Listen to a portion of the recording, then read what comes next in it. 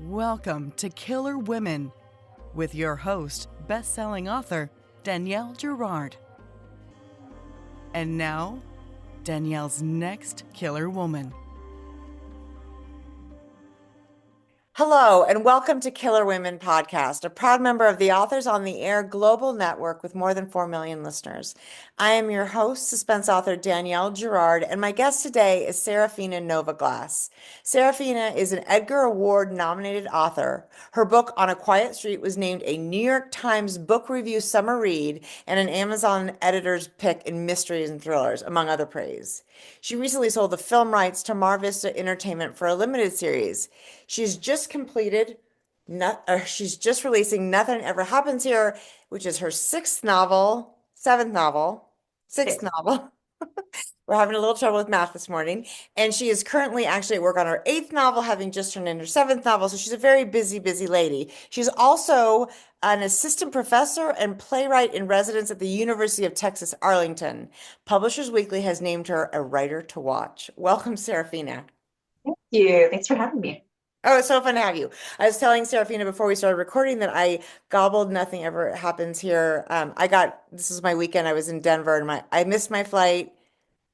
One flight was delayed a day, so I had a lot of time to read, and I was grateful to have a fabulous book. So tell our listeners and watchers a little bit about Nothing Ever Happens Here. So it's set in northern Minnesota, and I'm from Minnesota. If you can't tell, sometimes they'll always give me away. But and I had never set a book there before, and so I think what really sort of drove me to sort of start conceiving of this idea was I really like in the Vacancy Room 10, I sort of established a community of people, and I'm starting to realize that I really sort of like these small communities. I don't know, maybe I need something set in a dorm room at some point. But this it is partially set at like a senior citizens home, a care home where 5 elderly folks sort of get themselves overly involved in solving a mystery that's happening in town. And similar to the Vacancy in Room 10, where they were in a motel setting with very, very close neighbors, there's something really fun about exploring that small knit community. So that's kind of where it started, and it's hard to talk about this one without giving spoilers away. So that's my summary. That's right. Well, right. There was an incident at a cafe years ago where a woman who wasn't the owner of the cafe ended up sort of trapped in a freezer and almost died, but she got away, and then the whole thing comes back. And something is right. I always like to say everything goes sideways because I feel like in all Yes. great books, right? It all you start out like everything's great. She just runs in, her twins are in the car. I can imagine nothing more terrifying, of course, than that initial moment where she's in the cafe and there's a man in there and she's thinking of her kids in the car. So anyway, beautifully set up, and it is super fun. There's the two sort of main characters, and then there's this sort of like there's a third character who's part of the care home, and I love how the older generation gets involved. So tell us, sounds like the inspiration came a little bit from kind of coming back to your roots, but was there a seed for the actual story? I know sometimes they come from a place and sometimes they don't. So, how can you tell us a little bit about this one? I feel like my answer to that is almost never comes from a place. I'm sure you get asked too, like where do you get your ideas? And I get asked that so much, and I just never have an answer for it.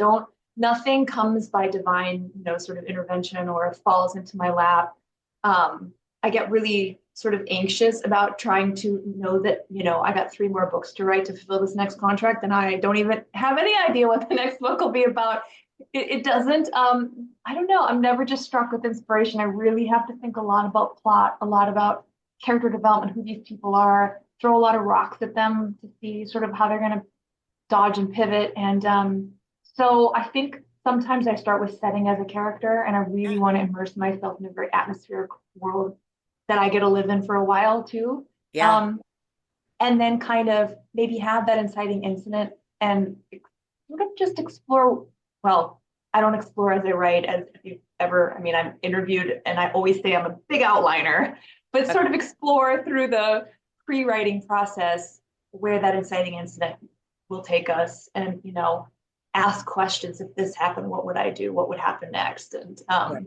And sort of, I guess that's my initial answer to how ideas are generated. It's a laborsome process. I love the idea that you're not somebody who has like 19 ideas. I feel like I am also not someone who has 19 ideas. I'm lucky if I have one idea that I am pursuing with every book. And at the end of the book, I'm always like, that's it. I just wrote the last book I'll ever write. I I don't have know.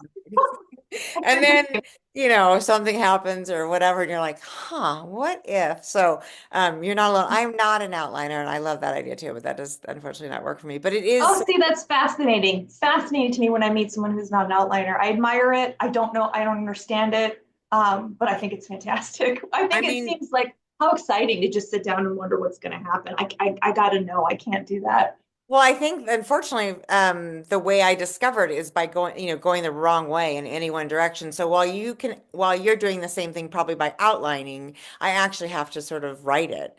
And I mean, talk about labor. I end up, a third of the book usually goes away in one shape or another. So that's not you always think, well, there's probably a smarter way to do this, but I don't know if there is. I think there's probably a way that works, and a way that doesn't. But I love that. So we were just hearing about On a Quiet Street, which was your third book, fourth book. And that sounds like that's exciting. You've got some movie news, which is sort of what we all are like, bring on the screen. What's happening with that? Can you tell us a little bit?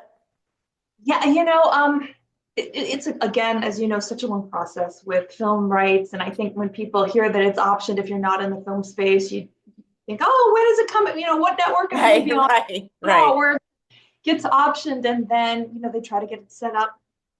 And so that looks a lot of different ways. Sometimes they get an actor attached or a director, a showrunner. And in this case, they do have a director signed, um, and they're in legal with the showrunner, and then they're doing the pitching process. So it's moved along quite a bit. It's in kind of final stages um, of getting there as far as, are we going to have a writer's room start this year, sort of a thing. Exciting. So yeah, it is. It's moving along really well. And so we're hopeful. And like, you just kind of try not to think about it and write the next thing and hope for good news down the line Right, because right.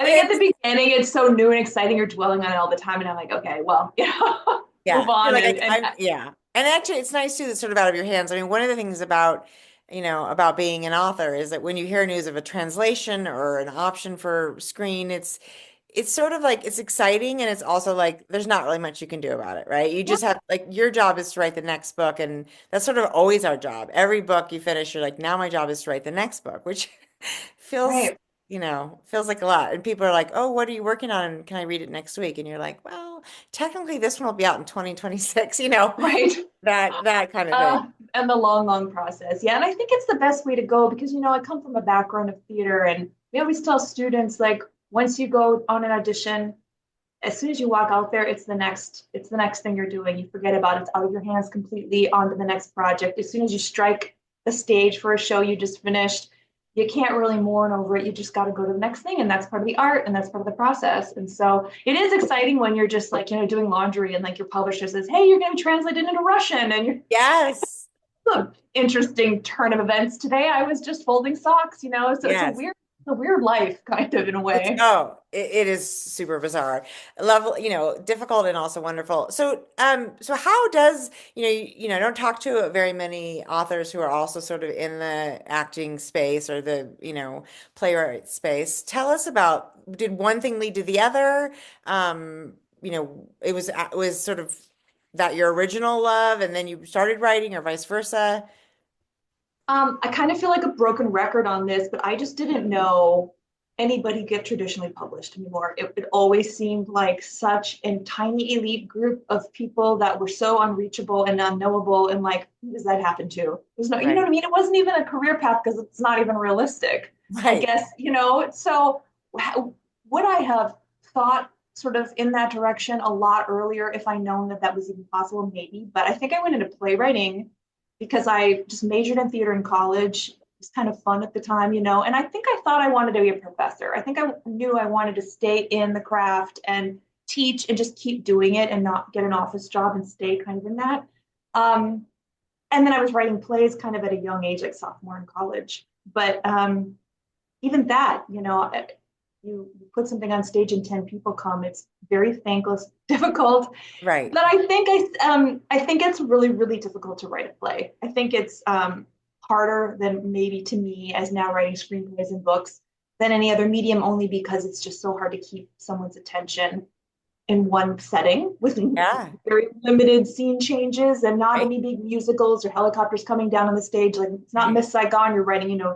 regular sort of theater. The kind that I was involved in it was a tough gig, but I think it really set me up for exploring in different genres, all the meandering you get to do with character development and any Right. scene change you want at any given moment. So it felt really freeing trying to I'll write a book bet. at the time.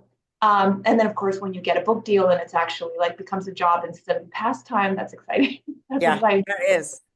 So, and the teaching must be kind of a nice, I mean, a nice sort of like, again, like, so this job is so unknown and so also solitary. So the teaching probably feeds some other parts of you, because you still do that, right?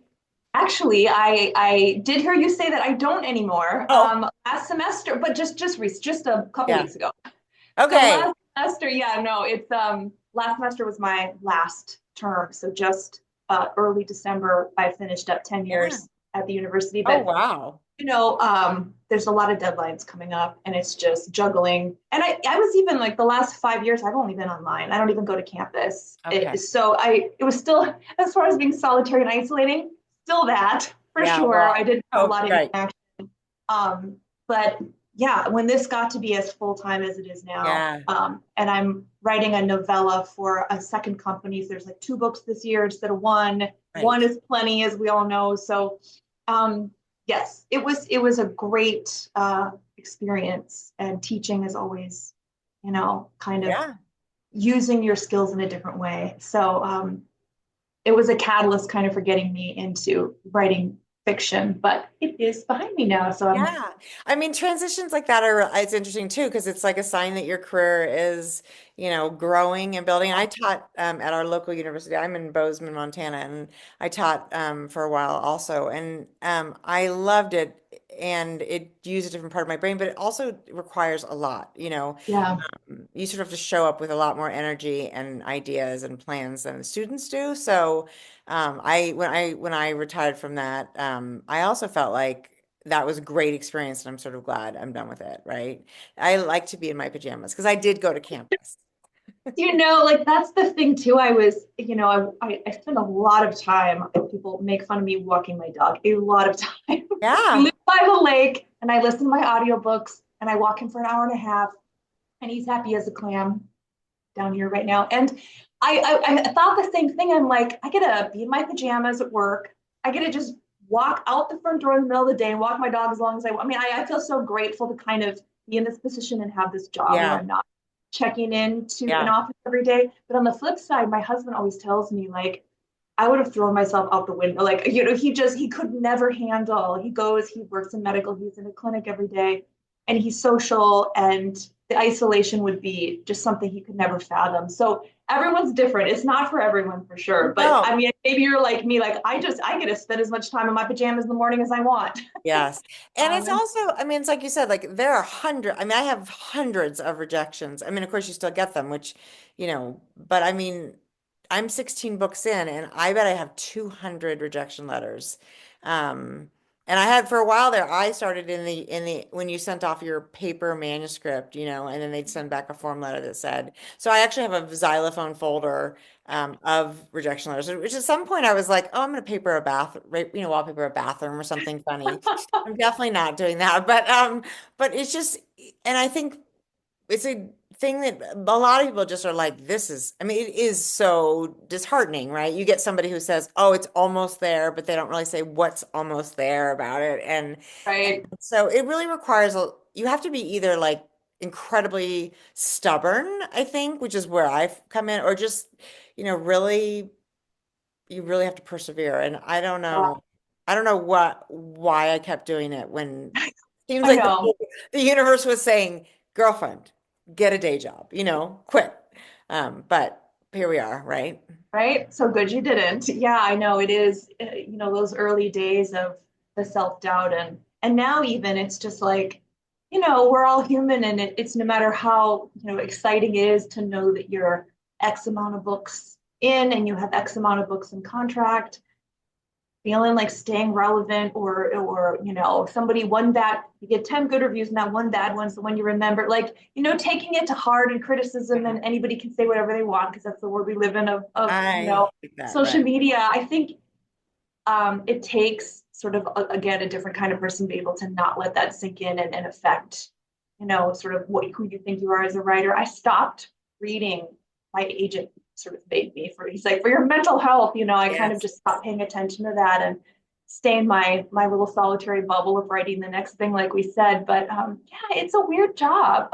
It's so weird. And actually, I was just talking to Danny Palmer's a good friend of mine about this morning because he got his first one-star review on whatever book is coming. And I was like, how are you still reading those? Because it's not only do you have to have a really tough skin for the rejection, for the reviews, even for the stupid, pardon my French, asshole at the dinner party who says, I read your last book and I didn't love it. And you're like, dude, that is stuff you can keep to yourself. I do not need to know that, right?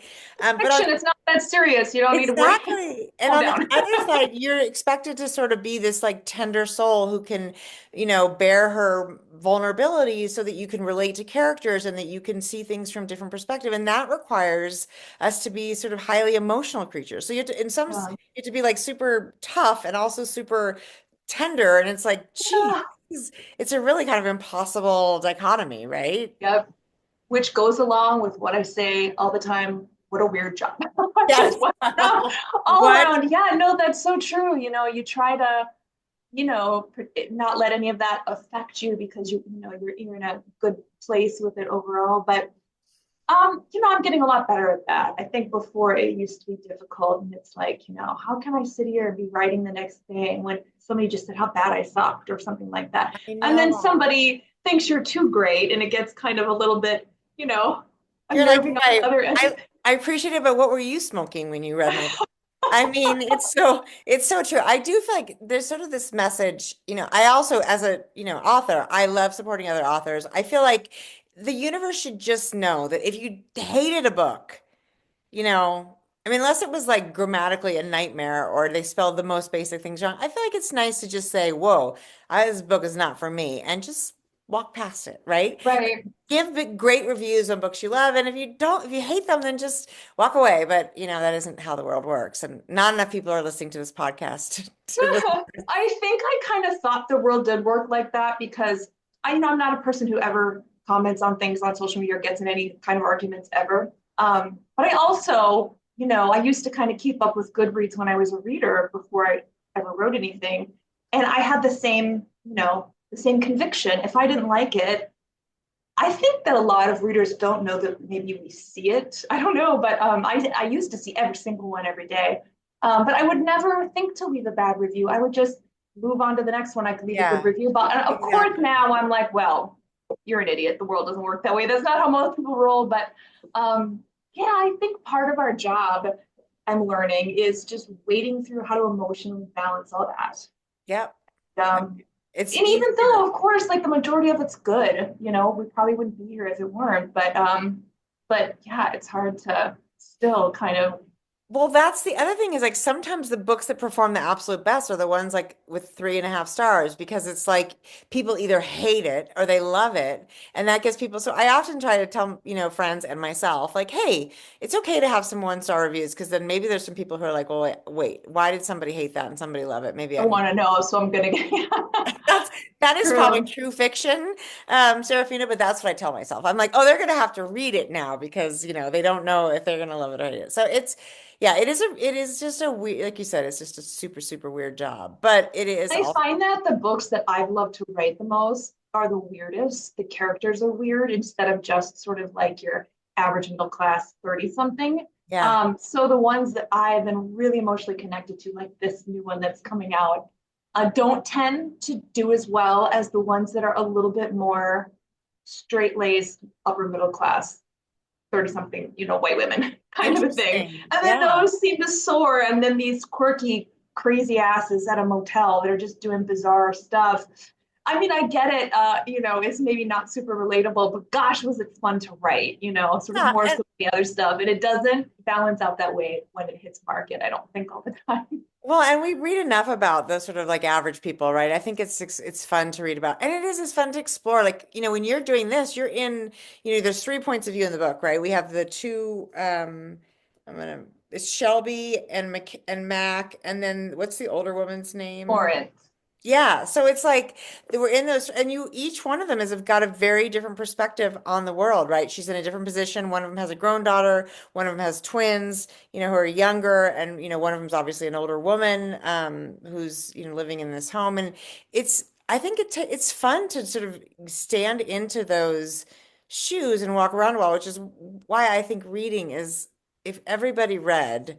I think the world would be a kinder, gentler place because it's an opportunity, right? To see something from somebody else's point of view. And I don't think we get enough of that anywhere else, you know? Yeah, yeah. And to be able to explore those characters, I mean, sometimes when I'm writing like On a Quiet Street or the new one that I just finished is a lot more like On a Quiet Street, the one that not this one, but the one after book 7.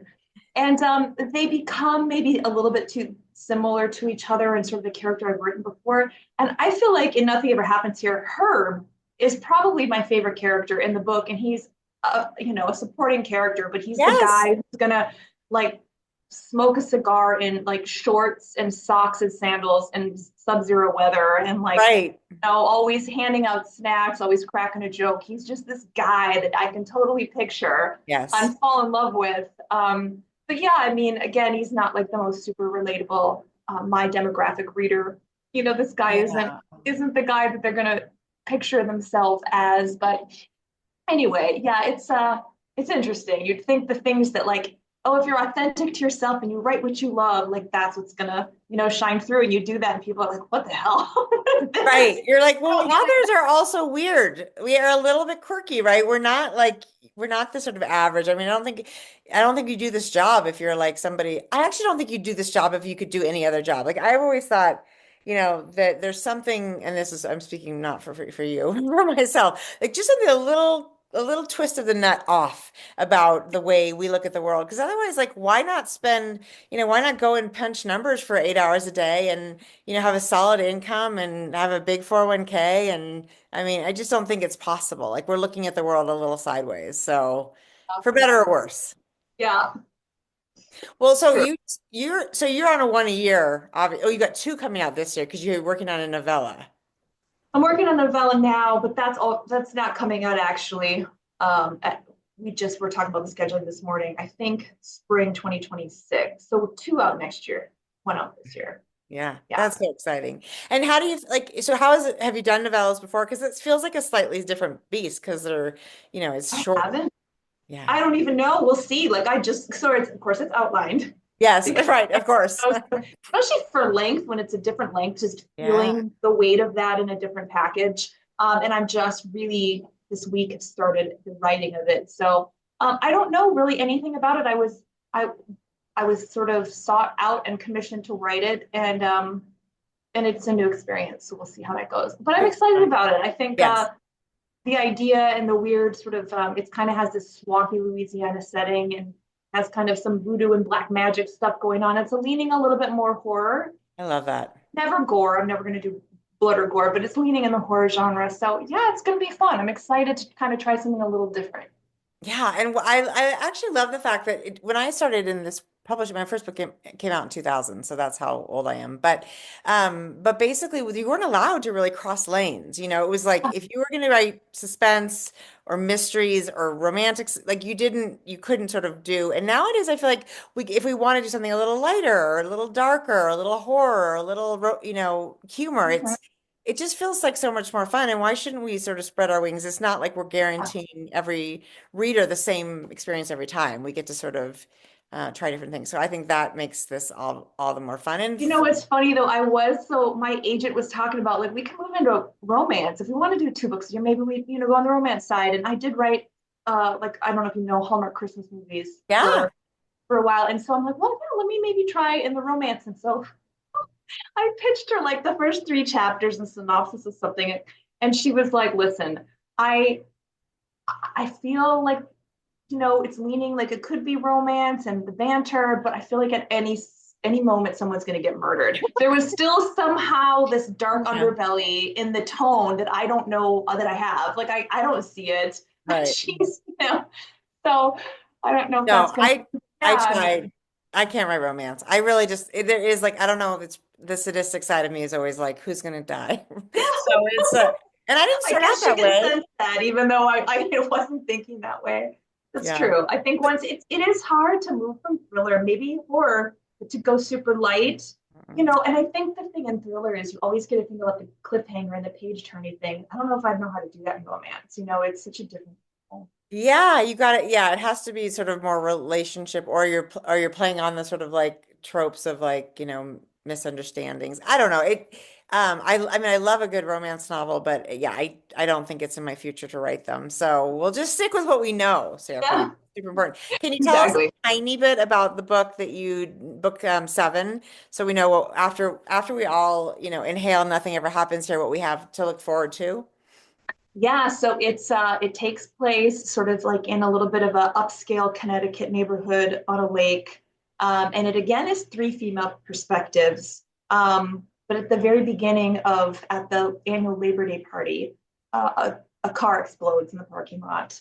And the woman who just gave her keys to a friend to go grab something was the intended victim. Sure. So she spends her time trying to figure out why she would be targeted. And she has a husband who died a couple of years earlier, and she sees him at her child's school play in the back row when she takes a selfie to send a friend. And so it sends her on this, why is she a target? Why is her husband alive? He's supposed to be dead. I was at the funeral, kind of spiral into the intertwining in these two other lives. We find out, of course, it's all connected. Of Shock. course, I love that. Spoiler alert. There's a hint of some of that in this one too, which I love. We won't, no spoilers. Killer Women never does spoilers, so you have to read it. Well, that's super exciting, Seraphina. I love that there's like a little Seraphina style in all of them. I hear the plot idea and I think, oh, that is right. That makes total sense to me that you're doing that in your next book. So like I said, I love this, and I don't know if you're not watching the show and you're listening, you should go and look at the cover of Nothing Ever Happens Here because it's actually really eerie and also beautiful, right? It's the snowy street, and I think I know who that is and where she's going. So Yeah, I was so happy with where they landed on the cover. It's always exciting when they show it to you and you love it. covers are kind of my favorite thing because it's like the Yeah. one thing you can walk away and show, and you don't have to. You're not really responsible for, so it's lovely. Um, Yeah. Well, it was so fun to have you on the show today, Seraphina. And everyone, this has been Killer Women. I'm like, what's the name of my show? This has been Killer Women with Seraphina Nova Glass and her book, Nothing Ever Happens Here. And we will see you next time. Bye.